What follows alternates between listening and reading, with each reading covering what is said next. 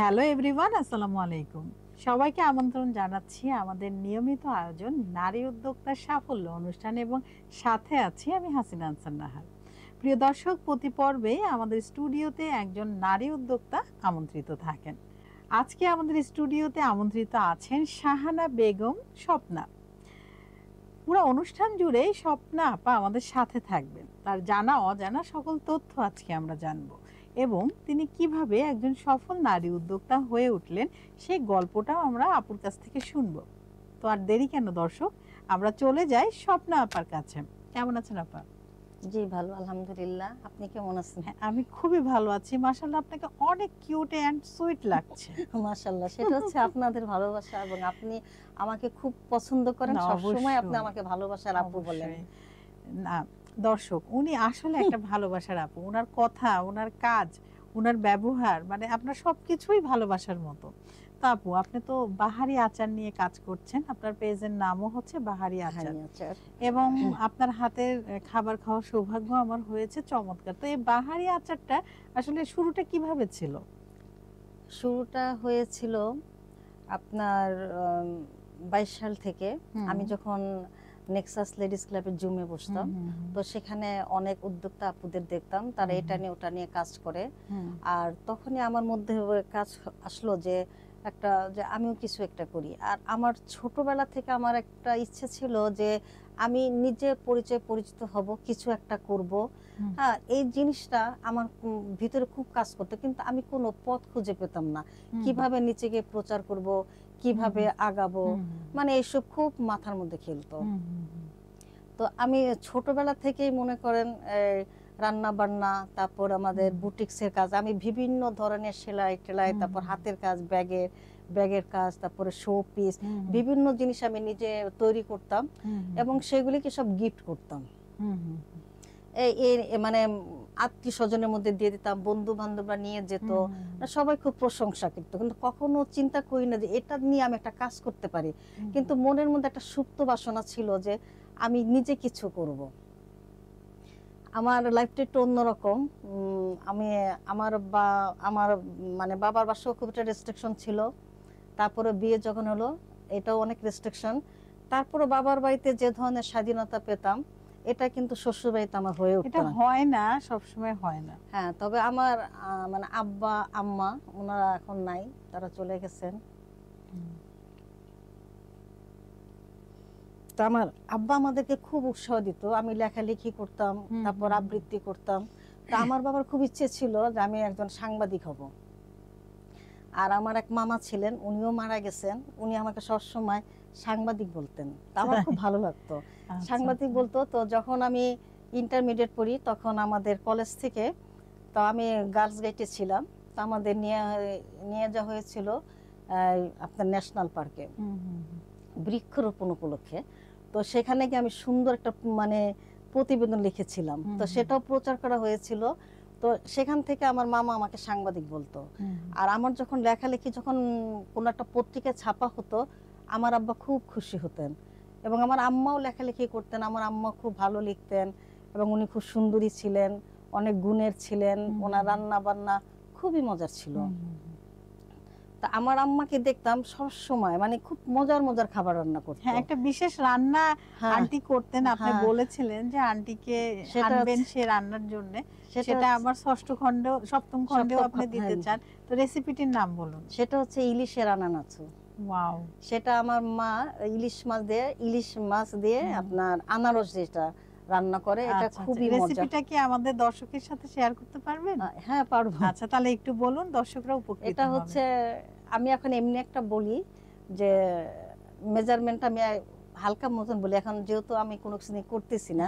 মনে করেন একটা মাছের যদি 4-5 টুকরা হয়, তো সেখানে আপনার 1 কাপের মতন আনারসটাকে আমরা গ্রেড করে নিই প্রথমে। এটাকে ছুলে। এটা কোন অঞ্চলের? এটা আমাদের বরিশালের। এটা হচ্ছে এটা জামাই আদর। জামাই আদর, আচ্ছা। মানে জামাই বাসায় আসলে তাকে আদর করে রেসিপিটা তৈরি করে খাওয়ানো হয়। হ্যাঁ, বুঝতে পেরেছি। তো প্রথমে মাছটাকে একটু হলুদ মরিচ দিয়ে একটু মাখায় রাখা হয়। তারপরে আপনার প্রথমে আনারসটাকে আমরা গ্রেড করে রাখি। তো এটা মাছের আমি যে পরিমাণ মাছ নেব 4-5 টুকরা যদি আমি মাছ নেই সেখানে আপনার 1 কাপ আনারসের গ্রেট লাগে। তো মাছটাকে প্রথমে একটু হালকা মশলা যেমন হলুদ মরিচ লবণ দিয়ে যেটা বেসিক আর কি আমরা করি, হ্যাঁ মাখায় রাখি। তাই এটাকে যদি আমি ভেজে করি তাহলে কিন্তু ভালো লাগবে না। না না, অথেন্টিক রেসিপি গুলো আমরা হাতে মাখায় রাখলে খুব মজা হয় জিনিসটা। তো এটা কতক্ষণ মাখিয়ে রেখে তারপরে একটু চুলায় তেল দিয়ে দিলাম। সেটা আমাদের পরিমাণ মতন তেল দিলাম, 3-4 চামচ হইতে পারে তেল, অত বেশি তেল দেওয়ার দরকার নেই কারণ ইলিশ মাছে ভালো তেল থাকে। তারপর একটু কাটা পেঁয়াজ দিলাম, একটু কাটা কাঁচামরিচ দিলাম, একটু পেঁয়াজ বাটা দিলাম, দিয়ে এটাকে খুব ভালো মতন কষাতে থাকি। হলুদ মরিচের গুঁড়া লবণ যা যা লাগে এগুলি দিয়ে একটু কষানোর পরে তারপর আমরা করব এই আনারসটা দিয়ে দিলাম, দিয়ে এটা একটু কষাতে থাকবো। কষাতে যখন এর উপরে যখন তেলের মতন একটু হয়ে আসবে তখন আমরা ইলিশ মাছটা ছেড়ে দিব, দিয়ে এটা নিয়ে একটু নাড়াচাড়া করে তারপর আমরা পরিমাণ মতন 1 কাপ পানি দিয়ে দিব, বেশি পানি দিব না। তারপর এটার মধ্যে কাঁচা মরিচ কেটে মানে 5-6 টুকরা যে যেরকম ঝাল খায় ওরকম কাঁচা মরিচ দিয়ে দিব। দেওয়ার পর যখন আমি দেখবো যে তেলটা উপরে উঠে চলে আসছে, সুন্দর একটা ঘ্রাণ, আমার মনে হয় নাকে ভাসতেছে সেই ঘ্রাণটা, মানে তখন আমরা এটাকে নামিয়ে রাখবো। তারপর সুন্দর একটা ডিশে পরিবেশন করব। এটা খুবই মজা। আর এই ইলিশের আনানাসুটা খেতে হলে আপনার মুগ ডালের খেতে হবে, পোলাওটা। মুগ ডালের পোলাওর সাথে খুবই মজা লাগে, এটা খুবই মজা লাগে। দর্শক, আপা কিন্তু রেসিপিটি বলে দিয়েছে, আপনারা বাসায় অবশ্যই ট্রাই করবেন এবং কেমন হয় টেস্ট অবশ্যই আমাদের কমেন্ট বক্সে জানাবেন। আরো নতুন নতুন রেসিপি পেতে চোখ রাখবেন আমাদের 21সংবাদ.com এবং দৈনিক কালের সমাজে। তো আপা রেসিপিতেও মানে আপনি বলছেন আমার তো এখনই ক্ষুধা লেগে গেছে, এবং মুগ ডালের যে পোলাওটা বলেন এটা আমরাও বাসায় করি, এটা আসলে খুবই সুস্বাদু এবং খুবই হেলদি একটা রেসিপি। এটার সাথে খেলে খুব ভালো লাগে, খুব মজা লাগে। তো আপা এই যে কবিতা আবৃত্তি এটা কি এখনো কন্টিনিউ করছেন? হ্যাঁ, কবিতা আবৃত্তি আমি বিভিন্ন প্রোগ্রামে করি। আজকে আমাদের অনুষ্ঠানে কিন্তু করতে হবে। জি। তা আমার উদ্যোক্তা জীবনের কথাটা যেটা বলতেছিলাম, আমার বাবার বাড়িতে আমি যে সুযোগ সুবিধা পেয়েছি তখন নিজেকে সেটা আমি নিজেকে তখন প্রচার করতে পারি না, কারণ তখন এত উদ্যোক্তার ছিল না, অত জানতো না, সোশ্যাল মিডিয়া এত অ্যাক্টিভ ছিল না, এত অ্যাক্টিভ তখন শুধুমাত্র বিটিভিটা ছিল। আর যদি সেরকম যদি উদ্যোক্তারি থাকতো তাহলে আমার আম্মা সর্বা হতেন আমি মনে করি। কারণ আমার আম্মার মানে সর্বগুণে গুণান্বিত, শোপিস থেকে শুরু করে মাছের আঁশ দিয়ে সে শোপিস করেছে। তারপর আপনার সাগুদানা দিয়ে উদ্যোক্তা, সেও একজন উদ্যোক্তা, কিন্তু সেটা সময়ের কারণে। তবে আমি আমার মায়ের কিছুটা গুণ পেয়েছি। তারপর যখন শ্বশুরবাড়িতে আসলাম, এখানে তো উনারা খুব রেস্ট্রিকশন, মানে একটা গন্ডির মধ্যে আমার বসবাস। তারপরে প্রথম মানে আমার কোনো কিছু করতে হতো না, এবং তাদের সাথে মার্কেটে যেতাম, মার্কেট থেকে বাসায় আসতাম, কিছু যে একটা করব, মানে জীবনটা ওখানেই, সকালে উঠে ঘুম থেকে উঠে দাঁত ব্রাশ করা, নাস্তা করা, নাস্তা বানানো। আমি বলি বিয়ের পর একটা নারীর জীবন হয় কি রকম, বাথরুম টু রান্নাঘর আর রান্নাঘর টু বাথরুম, মানে আমার জীবনটা ঠিক সেরকমই ছিল। তারপর আস্তে আস্তে যেমন সবকিছুর একটা পরিবর্তন আসে, অবশ্যই সময়ের সাথে অনেক কিছু চেঞ্জ হয়। তারপর চতুর্দিকে যখন উদ্যোক্তাদের ছড়াছড়ি দেখলাম তখন মনে হলো আমিও তো কিছু পারি। তারপর আমার সেই যে বললাম যে আমার নিজের একটা পরিচয়ের দরকার। মানে কোথাও গেলে দেখা যায় যে ওই হক সাহেবের মেয়ে, যখন বিয়ে হলো মেজবুদ্দিন সাহেবের ছেলের বউ, বা আমার স্বামী না আলমের বউ, এরকম আমার ভাইদের ওই যে বাদলের বোন, টুটুলের বোন। মানে আপনার যে একটা নিকনেম আছে স্বপ্না, সেটা কিন্তু হারিয়ে গেছে, সেটা হারিয়ে গেছে। আমি ওই নিজেকে যাতে একটু পরিচিত করতে পারি, নিজের পায়ে দাঁড়াতে পারি, আমাকে আমার পরিচয়তে চিনুক। একদিন আমার সাহেবকে বললাম যে দেখো এরকম সবাই এরকমই করে, আমার খুব ইচ্ছা আমি কিছু একটা করি, তুমি যদি আমার পাশে থাকো তাহলে আমি অবশ্যই করতে পারবো। তো আমার হাজবেন্ড খুব ভালো মনের মানুষ, তো সে আমাকে বললো তুমি কি করতে চাও? তা আমাকে বললো তুমি করো, আচার নিয়ে কাজ করো। তারপরে তখন কি নিয়ে কাজ করব, তখন চিন্তা করলাম যে আমার আম্মা তো কচুর আচার বানাতেন, এটা একটা ইউনিক, এটা নিয়ে কেউ করে না। আম, তারপরে জলপাই, রসুন, এইগুলি নিয়ে তো সবাই কাজ করে। তখন আমি কচুর আচার করলাম। কচুর আচারটা যখন করি তখন রূপনগরে একটা মেলা হয়, সেই মেলাতে আমার এই আচারের স্টলটা ফার্স্ট হয়, এবং যারা খেয়েছে হ্যাঁ সবাই খেয়ে খুব প্রশংসা করলো, এবং মানে আমার আচারটা মানে খুব মানে সবাই এত আগ্রহ সহকারে নিল, আমি খুব উৎসাহিত হলাম। তারপর এটা যখন আমার শ্বশুরবাড়ির লোকজন দেখলো, তখন তারা বুঝতে পারলো যে না কিছু একটা করুক, এটা তো খারাপ কিছু না। তখন তারা আমাকে খুব ভাবে উৎসাহিত করতে লাগলো। আর প্রথম বাধাটা কিন্তু পারিবারিক থেকেই আসে, পরিবার থেকেই আসে, এটা কিন্তু বাইরের কেউ দেয় না বাধা, আমাদের পরিবার থেকেই বাধাটা আসে, আবার সেই পরিবার থেকে আবার উৎসাহিত হয়। কিন্তু এখন দেখেন আমার যখন আমার উদ্যোগটা প্রশংসিত হলো, আমার আচার আমার খাবার সবাই খেয়ে প্রশংসা করলো, তখন আমার দেবরও, উনি কানাডায় থাকেন, উনি যখন বাংলাদেশে আসলেন উনি আমাকে মানে গ্রান্ট করলেন 10,000 টাকার মতন। তারপর আমার যা সে উৎসাহিত করলো, আমার ননদ এবং আমার যারা দেবর ননদ সবাই এখানে এত উৎসাহ দেয়, ভাবি করো খুব ভালো, আমরা তোমার পাশে আছি, কোনো সমস্যা নাই। আর আমার সাহেব তো আসেনি উনি। আর এখন আরেকটা কথা বলি, কিন্তু আমার বাবার মানুষরা তারা কি বলে, এই শেষমেশ এসে আচার বেচতেছিস, ওরা নিতে পারছে না, এটা কি শোভা পায়? কি করিস? স্বপ্না কি করে? কচুর আচার বেচে, বুঝছেন, কচুর আচার নিয়ে কাজ করে। মানে আমাদের বাসা থেকে এখনো সেই রেস্ট্রিকশনটা এখনো, কিন্তু এটা মানে আমার বাসার আমার বাবার বাড়ির লোকরা এরা খুব সহজ ভাবে নেয় না এই জিনিসটা। এই যে আমি মেলা করি, এটা ওটা সেল করি, এটা তাদের ভালো লাগে না। কিন্তু আমি যখন আমার একটা সময় বুটিক ছিল, আমার ভাগ্নির সাথে একসাথে আমরা অ্যাড ছিলাম, ওর নাম ছিল লিজা, ও কানাডায় থাকে, এবং আমার যে ছোট ননদ শিল্পী ও মারা গেছে, ও বেবি বুটিক্স নিয়ে কাজ করতো। তো আমরা দুজনে মিলেই, ও বানাতো আমি সুতার কাজ করতাম, এটা আমাদের প্রচুর চলতো। আমরা বেডশিট থেকে শুরু করে, পাঞ্জাবি থেকে শুরু করে, মানে বাচ্চাদের জামা এবং বড়দের পর্যন্ত এভরিথিং, এমনকি পাপোশটা পর্যন্ত আমরা করেছি। কিন্তু তখন কিন্তু এত উদ্যোগের ইয়া ছিল না, সেটা হতে কি ওই কাজটা জানে, ঠিক আছে ওর থেকে আমি নিলাম, এরকম। মানে ও আশেপাশে মানুষ জানতেছে, ওরা আমাদের কাছ থেকে শপিং করলো। কিন্তু এখন যদি সেটা আমি ধরে রাখতাম, তাহলে আমার মনে হয় আমি অনেক ভালো করতে পারতাম।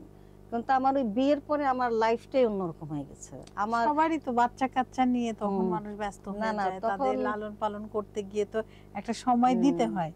এর ফাঁকেই কিন্তু আপনি যতই শিক্ষিত হন ওই চাকরিটা কন্টিনিউ করতে পারেন না, তখন মানুষ এই উদ্যোক্তা জীবনটা বেছে নিতে পারে, কারণ এখানে আয়ও আছে, ঘরে বসে ইনকামও করতে পারবে, আবার নিজে কর্মসংস্থান করবে, আরো 4 জন যারা আপনার সাথে যুক্ত আছে তাদেরও কিন্তু কর্মসংস্থান হবে। না, আমার শ্বশুর শাশুড়ি একটা কথা বলতেন, মেয়ে হয়ে জন্মাইছো, ছেলে পেলে মানুষ করবা,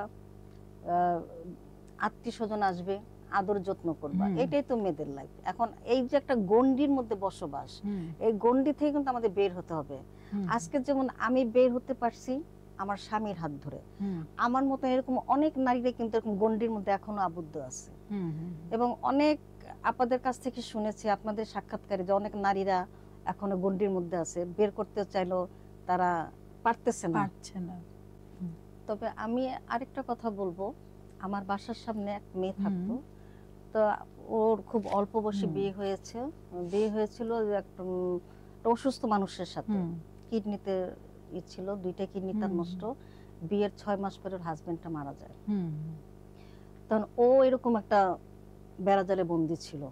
তখন আমি বেতি এবং পুতির কাজ করতাম, মানে ব্যাগ টেক বানাতাম, আমার এই ব্যাগগুলো অনেক চলছে। হ্যাঁ, তো ও দেখতো যে আমি ওর বারান্দায় থেকে ও আমার জানলা দিয়ে ওর দেখতো যে আমি কাজ করতেছি।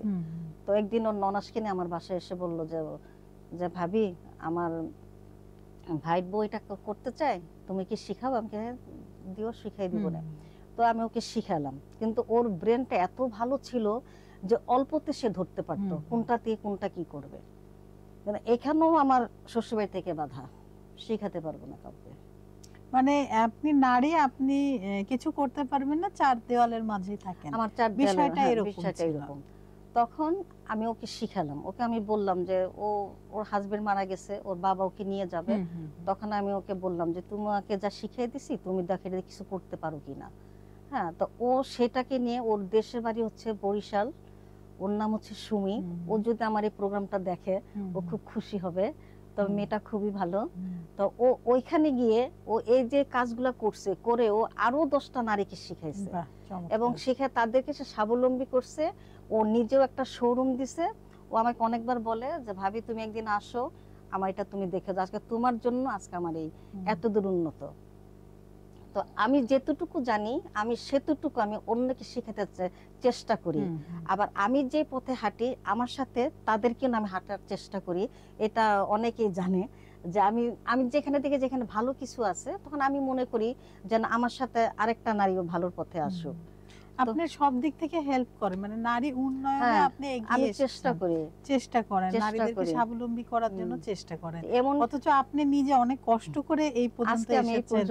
আপনার এত মেধা ছিল, মেধা থাকা সত্ত্বেও সেগুলো ওইভাবে কাজে লাগাতে পারেননি, কারণ পারিবারিক একটা ব্যাপার ছিল। তারপরেও যে ভাই আপনাকে সাপোর্ট করেছে, বাহারি আচার নিয়ে কাজ করার অনুমতি দিয়েছে এবং হেল্পও করেছে, এজন্য ভাইয়া আপনাকে অসংখ্য ধন্যবাদ। আসলে আমাদের এই পরিবারের একজন যদি হেল্প করে, বিশেষ করে আমাদের যে স্বামী থাকেন উনি যদি সাপোর্ট করে, তাহলে কিন্তু তখন আর কেউ কিছু বলতে বা করতে পারে না।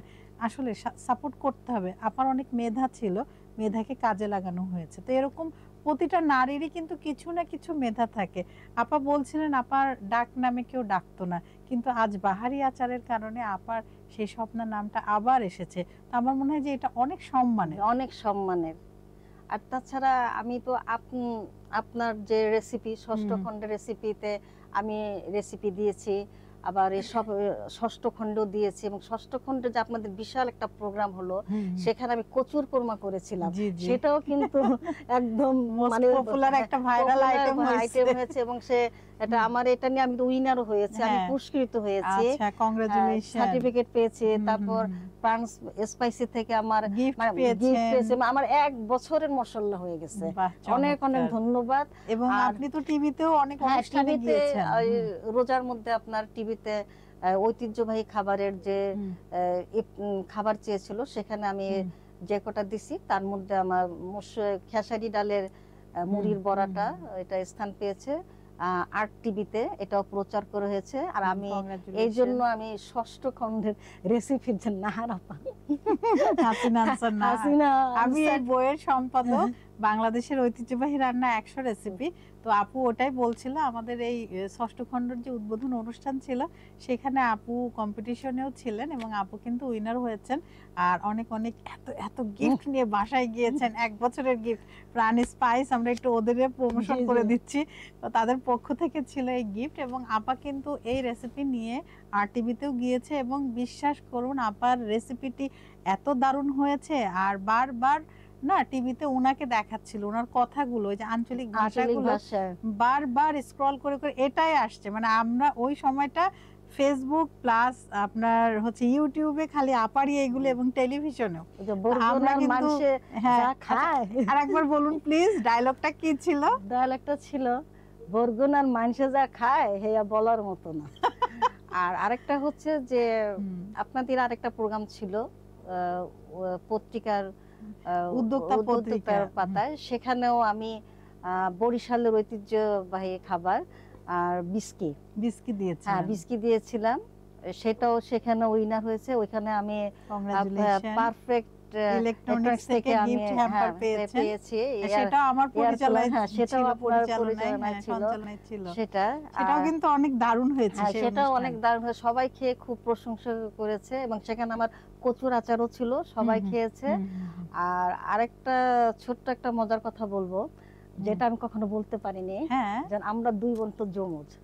আমার নাম স্বপ্না, ওর নাম হচ্ছে ঝর্ণা। আচ্ছা, তো সেটা হচ্ছে কি যে ও মানে অনেকেই ভুল করতো।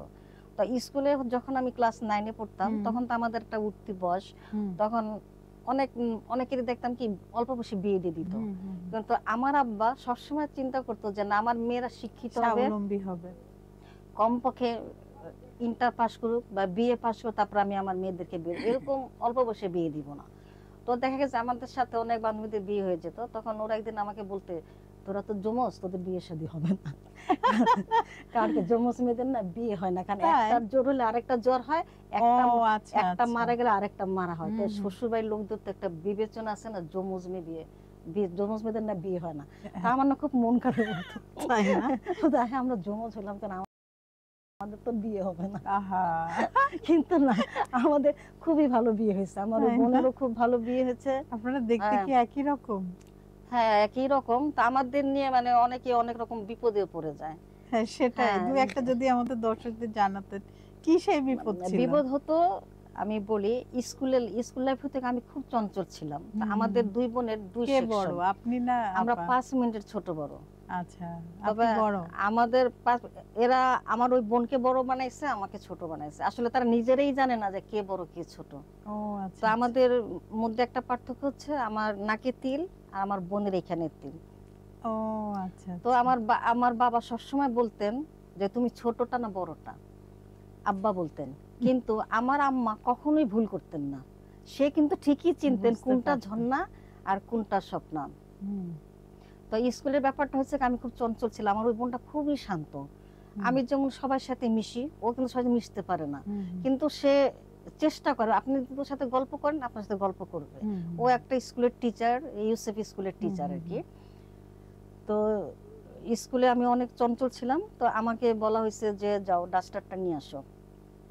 তা আমি বের হয়েছে, এমন সময় আমার বোনের ক্লাসের যে টিচার সে যাবে, সে দেখে যে আমি বারান্দায় ঘুরপাক করতেছে, আমি ডাস্টার আনার কথা, আমি এখানে হাঁটতেছি ওইখানে হাঁটতেছি, দুষ্টামি করতেছি, তো গেলেই তো পড়া ধরবে, হাঁটাহাঁটি করি।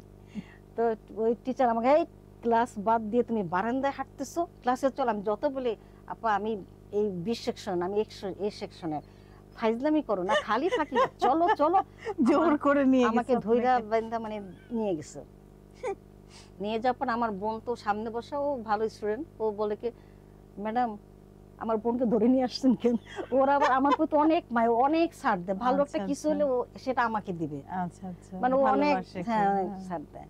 তারপর আপা আমার বোনের কি হয়েছে, ওকে ধরে নিয়ে আসছেন, ও কি হ্যাঁ। করছে? কারণ আমি তো অনেক দুষ্ট ছিলাম। তো হ্যাঁ, হ্যাঁ। বলে কি ব্যাপার তুমি এখানে? তা আপা আমরা তো দুই বোন জমজ। আমি অনেকবার বুঝছি আমি এই ক্লাসের না। কিন্তু সে বিশ্বাস করেনি। না, সে ভাবছে আমার দুষ্টামি করতেছে। আরেকবার হলো আমার বোনের অ্যাক্সিডেন্ট হলো, ওর হুম, মানে মারাত্মক অ্যাক্সিডেন্ট, পাটা ব্যান্ডেজ করা। তা ও তো বেডে শোয়া। হুম, তো ডাক্তার তো ওকে দেখে লিফটে নামতেছে, হুম, আমি লিফট থেকে বের হচ্ছি, আর হুম, ডাক্তার ঢোকার সে, এই দাঁড়ান। আমি, কেন?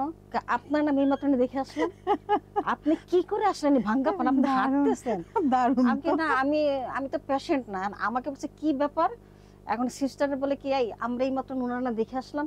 কয় কি, জি স্যার ওনারা তো আমরা দেখে আসলাম। দারুণ কয়, মজার। দেখেন তো বেডে রুগী আছে নাকি। আমাকে আটকে রাখছে, আমাকে ভিতরে ঢুকতে দিচ্ছে না।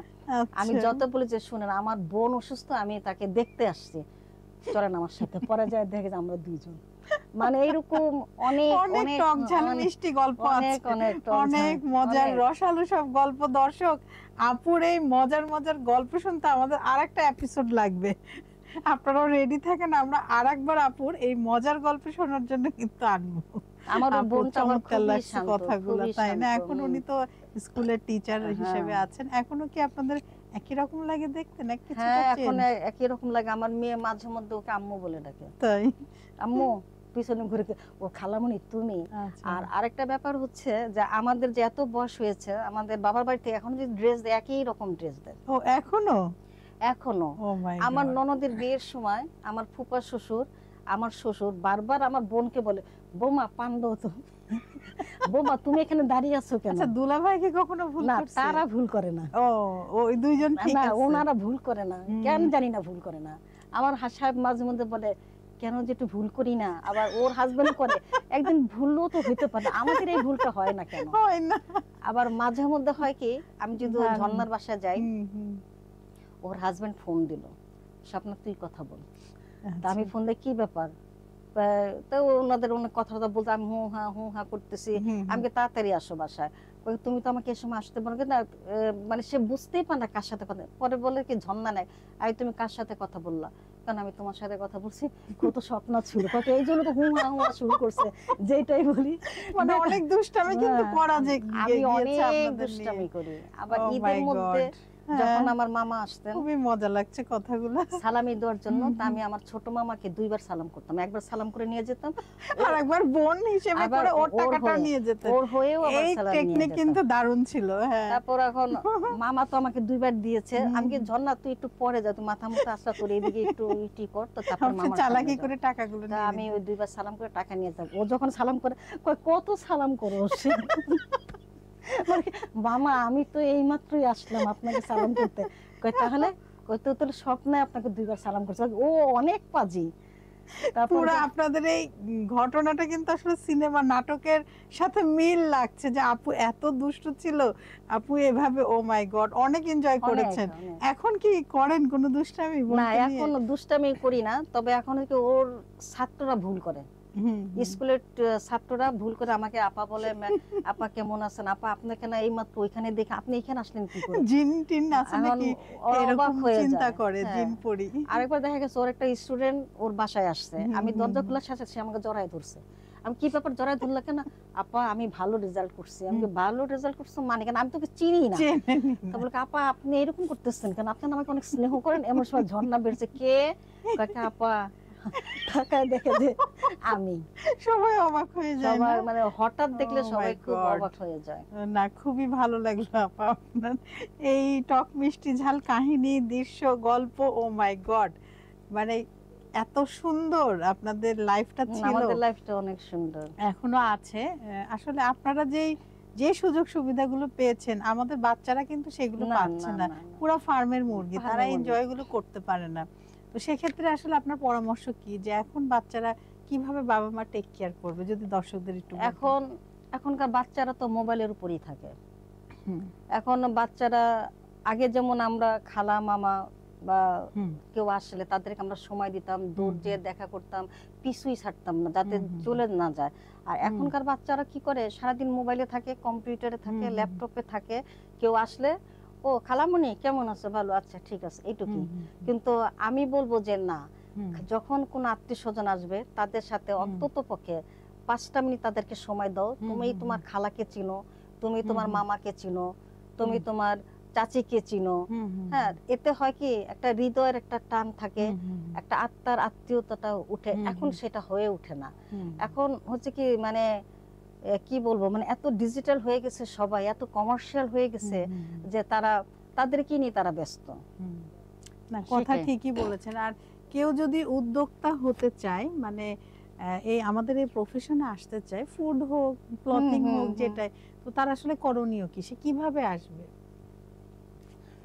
তাদের আসলে এটা খুব একটা কঠিন ব্যাপার। যেমন আমি অনেক কঠিনের, মানে অনেক কঠিন, মানে অনেক চড়াই উতরাই চ্যালেঞ্জ পর পার আপনি করে এই আমার এই পর্যন্ত পর্যন্ত আসতে হয়েছে। আমার এক জায়গায় যেতে হলে 7 দিন আগে আমার প্ল্যান প্রোগ্রাম করতেছে, আমি কোথায় যাব, আমার পারমিশন নিতে হয়েছে, আমি কি অনেক নিয়ে বিষয় ছিল আপনার। হ্যাঁ, অনেক। তো যাদের খুব ইচ্ছা আছে তাদের মনোবল শক্ত রাখতে হবে, তাদের ইচ্ছা শক্তিকে মানে ধরে রাখতে হবে না আমি এটা করব, মানে আমার এটা করতেই করবই হবে, হ্যাঁ। যেভাবে হোক। আমি এখান যত থেকে বাধা যত বাধা আসুক, কিন্তু একটা সময় কিন্তু এই বাধাটা থাকে না। যখন তার সফলতার মুখ দেখে, যখন 2টা পয়সা আসে তার হাতে আসে, যখন তার পরিবারকে যখন বলতে পারে যে আমি এই গিফটটা পেয়েছি, আমি এই জিনিসটা পেয়েছি, তখন এটা একটা উৎসাহ। হ্যাঁ, এইভাবে আমার কথা হলো যে কোনো উদ্যোক্তা যদি তার উদ্যোগকে নিয়ে যদি তার সামনে এগিয়ে আসতে চায়, তার মনোবল, তার অধ্যবসায়, তার চেষ্টা, তার আত্মবিশ্বাসটাকে এমন ভাবে শক্ত করে ধরতে হবে যে না আমার যেতেই হবে, সেটা যত রকম বাধা আসুক, সেই বাধা তাকেই পার করতে হবে, তাকেই মোকাবেলা করতে হবে, তাহলে সে একজন ভালো উদ্যোক্তা হতে পারবে। খুব চমৎকার বললেন দর্শক, চমৎকার ভাবে আপা আমাদেরকে বললেন। আসলে ধৈর্য শক্তি, ইচ্ছা শক্তি, মনোবল, দৃঢ় মনোবল আমি বলবো, এবং কাজের প্রতি ভালোবাসা থাকতে হবে, এবং নিজের কাজে সৎ থাকতে হবে। আপনি যেই কাজটাই করবেন ওটা পারফেক্টলি করার চেষ্টা করবেন। সবচেয়ে ভালো হয় আপনি যদি সেই বিষয়ের উপরে একটু পড়ালেখা, একটু অনুশীলন, একটু কোর্সের মাধ্যমে আসেন। ওই যে বলে না, নলেজ, স্কিল অ্যান্ড অ্যাটিটিউড, এই 3টা সমন্বয়ে কিন্তু আপনি একজন দক্ষ মানুষ, দক্ষ রন্ধনশিল্পী বলেন, যে সেক্টরেই বলেন, আপনি দক্ষতা অর্জন করতে পারবেন। সো আমরা কি করব, আমরা একটু পড়ালেখা করে আসব, কি আপু, জি, একটু নলেজ নিয়ে আসবো। অনেক ট্রেনিং হয় এখন উদ্যোক্তাদের। আমি মনে করব সেই সমস্ত ট্রেনিং গুলা এগুলো তো আমাদের ফ্রিতেই হচ্ছে। ফ্রিতে আমাদের এখানে আমাদের জয়েন হতে হবে, আমাদের ট্রেনিং গুলা নিতে হবে। এখানে অনেক কিছু শেখার আছে। আপনার আদব কায়দা, চাল চলন, কিভাবে প্রেজেন্টেশন করতে হবে, বিহেভটা আসলে অনেক ব্যবহারটা কেমন হবে সে বিষয়ে জানতে হবে। সবকিছু জানার ইচ্ছা করতে। পড়ালেখা করতে গেলে কি করতে আমাদের শরীর শরীর থেকে শুরু করতে হয়। ঠিক উদ্যোক্তা জীবনে যেতে হলে আমাদের কিভাবে আগাতে হবে, আমরা কিভাবে একটা জিনিস, আমি একটা জিনিস রান্না করলাম, এখন একটা বাটিতে করে নিয়ে আমি নিয়ে দিলাম, এটা কিন্তু হলো না। এটাকে আমার ডেকোরেশন করতে হবে, এটাকে রন্ধন শিল্প, এটাকে কিভাবে প্রেজেন্টেশন করব, এটার মানে সৌন্দর্যটা কিভাবে বাড়াবো। তাহলে জিনিসটা যদি আমার খাবারটা মজাও না হয়, কিন্তু দেখার সৌন্দর্যে কিন্তু একটা আগ্রহ বাড়বে। আমরা কিন্তু আগে চোখ দিয়েই খাই, তারপরে আগে চোখ, যে বলে না আগে দর্শনধারী পরে গুণবিচারী। জি জি। যেমন এই যে আমার, যেমন আপনাদের এই যে খাবারের অনুষ্ঠানে আমি গেলাম, আমি যে ডেকোরেশন, আমার যে কচুর কুরমা নিলাম, আমার আশেপাশে যারা খাবার নিয়েছিল, এই ছবিগুলো তো মনে করেন আমার বরিশালের আমার আত্মীয় স্বজন সবাই দেখছে। ওরা এত খুশি হয়েছে যে বলে, এখন ওরা আমাকে কি বলে জানেন, আমাদের বরিশালের রন্ধন শিল্পী। বাহ, বলে যে মানে বরিশালের খাবারগুলো আমি করছি। তো ওরা সবাই বলতেছিল যে তুমি আমাদের বরিশালের যে ঐতিহ্য খাবারগুলোকে তুলে ধরছো, এই জন্য আমরা আমাকে বরিশালের আমাদের দেশের পক্ষ থেকে ওরা আমাকে অভিনন্দন জানিয়েছে। চমৎকার। এটা কিন্তু অনেক বড় পাওয়া আপনার জন্য। এটার জন্য আমি ধন্যবাদ দিব এই আপনার ষষ্ঠ খণ্ডের যে রেসিপি হাসিনা নাহার আপুকে, থ্যাংক ইউ সো মাচ। তার জন্য মনে করেন আজকে আমি আমার দেশের বাড়ি থেকে আমি একটা সম্মাননা পাচ্ছি। আসলে আমাদের এমন কাজ করা উচিত যে কাজ করলে আমরা এক সময় থাকবো না, কিন্তু আমাদের কাজগুলো থাকবে। আর খাবার আসলে এটা হচ্ছে কিন্তু একটা সেবামূলক কাজ, এবং পৃথিবীর সবচেয়ে কঠিন কাজ হচ্ছে রান্না করা। সেই কঠিন কাজটাকে আমরা ভালোবেসে আমরা করছি। সো এখানেই কিন্তু আমরা অনেক বড় কাজ করছি। আমরা অবশ্যই হাইজিন মেনটেন করে সুন্দর করে পরিবেশন করব, এবং ওই যে বললেন না একটু নলেজ নিয়ে আসতে হবে। তো আপা, আপনার জন্য অনেক অনেক শুভকামনা। আপনার ফিউচার পরিকল্পনা কি? আমার ফিউচার পরিকল্পনাটা তো অনেক, যে আমি একজন উদ্যোক্তা, যেহেতু আমি চাবো যে আমার উদ্যোগটাকে আমি সামনে এগিয়ে নিয়ে যাব। আর আমার এই উদ্যোগে যে সমস্ত নারীরা পিছিয়ে আছে, তাদেরকে যদি আমার এই উদ্যোগের মাধ্যমে যদি তাদেরকে যদি আমি আমার কাছে টানতে পারি, তাদেরকে যদি আমি শেখাতে পারি, বা তারা যদি গণ্ডি থেকে বের হয়ে যদি একজন সুন্দর একজন ভালো উদ্যোক্তা হতে পারে, আমার উদ্যোক্তা নিয়ে আমার সামনে এগিয়ে যেতে চাই। এবং আপনার এই আচারের হচ্ছে পেজটাকে আরো চারিদিকে ছড়িয়ে দেয়া, শাখা প্রশাখা করতে চান নিশ্চয়ই। তো আপনার সিগনেচার আচার কোনটা? আমার হচ্ছে আমার সিগনেচার আচারটা হচ্ছে কচুর আচার। আমি এই কচুর আচার দিয়ে আমার আজকে এই পথ চলা, এত দূর আসা এই কচুর আচার নিয়ে অনেকে হাসাহাসি করে। যেমন আমার এক বান্ধবী আমাকে ফোন দিয়েছে, বলে কি করতেছিস? আচার মানে কি আচার? কচুর আচার। গালিগালাজ করিস কেন? কচুর আচার বানাস, দেখা হয় না, সাক্ষাৎ, তাই বলে কি গালিগালাজ করবি? আমি না, সত্যি কচুর আচার মানে, তুই ভিডিও করে তুই দেখ। তো এই যে কোথাও গেলে আমাকে অনেকে কচুর আলী বলে, তা এটাতে আমি মাইন্ড করি না, আমি খুব প্রাউড ফিল করি যে না, আমার কচুর আচারটা মানে ব্র্যান্ড হয়ে গেছে সবার মুখে মুখে। আমি কোনো প্রোগ্রামে গেলে সবাই বলে কি কচুর আচার আনছো, সবাই আমাকে জিজ্ঞেস করবে কচুর আচার আনছো কিনা। তো আমার এই আচারের পাশাপাশি আমার আরেকটা স্বপ্ন হচ্ছে আমাদের টপ 1টা সিনথেটিক ডিটারজেন্ট পাউডার। তো আমার সাহেব তো রিটায়ার্ড পারসন, তো এখন কিছু তো একটা করতে হবে। তখন আর কি আমরা এই টপ 1 এই পাউডারটা নিয়ে কাজ করতেছি। আল্লাহর মধ্যে খুবই ভালো, আমাদের বন্ধু বান্ধব আশেপাশে যারা আছে সবাই নিচ্ছে এবং ভালো রিভিউ দিচ্ছে। এটা নিয়েও আমার অনেক দূর এগিয়ে যাওয়ার একটা ইচ্ছা আছে। এবং পাশাপাশি মনে করেন আরো যেগুলি মনে করেন আমাদের দৈনন্দিন যে জিনিসগুলো আমাদের কাজে লাগে, যেমন এই ডিশ ওয়াশ, তারপরে আপনার এটা ক্লিনার গুলো আছে না, লিকুইড ক্লিনার, তারপর মানে আমাদের যে কাজগুলো আমাদের উপকার আসবে, যেগুলো আমাদের সাংসারিক জীবনে আসে, মানে সেইগুলি নিয়ে কাজ করার আমার খুব ইচ্ছে।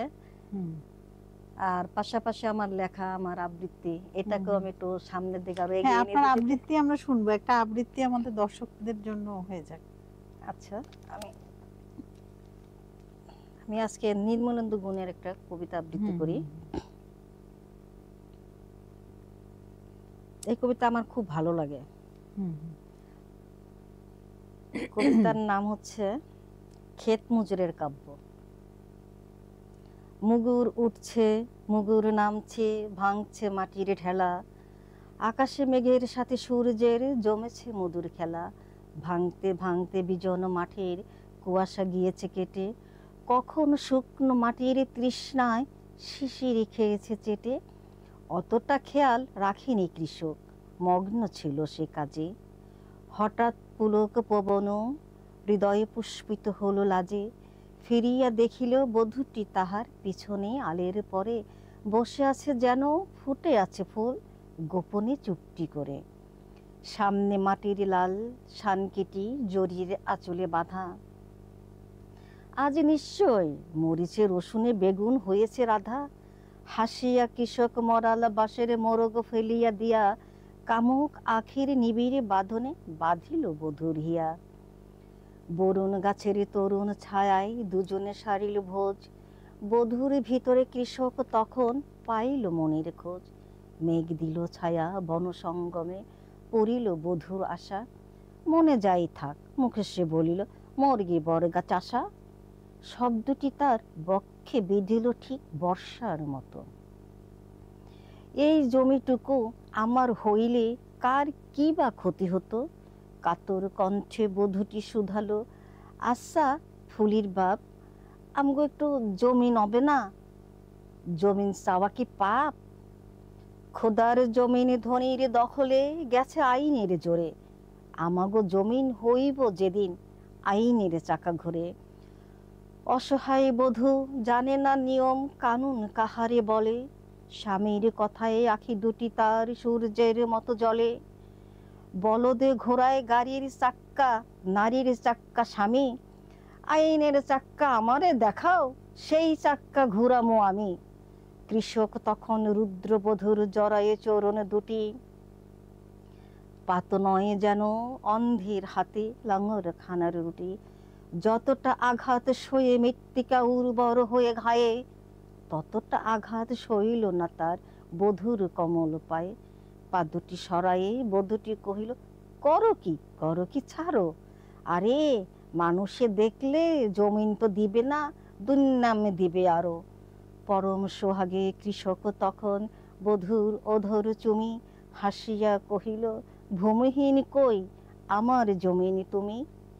আকাশে তখনও সূর্যের সাথে মেঘেরা করিছে খেলা, মুগুর উঠছে, মুগুর নামছে, ভাঙছে মাটির ঢেলা। বাহ, চমৎকার! আমরা তো পুরা মানে আপার কবিতার মধ্যে আমি পুরা ঢুকে গিয়েছিলাম। চমৎকার কণ্ঠ আপার, চমৎকার কবিতা। আপা অনেক সুন্দর কবিতা আবৃত্তি করেছেন, এটা নিয়ে কাজ করবেন আশা করি, এবং সামনে আরো অনুষ্ঠানগুলোতে আপনার কবিতা যেন আমরা শুনতে পাই। তো আপা আমরা কথা বলতে বলতে কিন্তু অনুষ্ঠানের একদম শেষ দিকে চলে এসেছি। আপনার কেমন লাগলো আমার এখানে এসে? আপনাদের অনুষ্ঠানে এসে আমার খুব ভালো লেগেছে। এত সুন্দর একটা প্ল্যাটফর্ম, আর নারী উদ্যোক্তাদের নিয়ে যেহেতু একটা প্রোগ্রাম, এখানে সবাই তার মনের কথাগুলো নির্দ্বিধায় বলতে পেরেছে। আমিও আমার অনেক কথাগুলো বলতে পেরেছি নির্দ্বিধায়। আর বিশেষ করে আপনার উপস্থাপনা সত্যি মনোমুগ্ধকর, আমার খুবই ভালো লেগেছে। আর এই প্ল্যাটফর্মের জন্য অনেক অনেক ধন্যবাদ। বুঝতে পেরেছি আপা, আপনি অনেক সুন্দর বলেন, আপনি সামনে আরো এগিয়ে যান আমরা আশা রাখি, এবং আরো উদ্যোক্তা উন্নয়নে কাজ করেন। আপা আবারও নতুন কোনো আয়োজনে আপনার সাথে দেখা হবে, ভালো থাকবেন। দর্শক আপনারা যারা এতক্ষণ আমাদের সাথে ছিলেন, আপনাদের সবাইকে অসংখ্য ধন্যবাদ। আবারও নতুন কোনো অতিথিকে নিয়ে আমি হাসিনা আনসার নাহার আপনাদের সবার মাঝে উপস্থিত হব। ততক্ষণ পর্যন্ত আপনারা সবাই ভালো থাকুন, সুস্থ থাকুন এবং আমাদের সাথে থাকুন। আল্লাহ হাফেজ।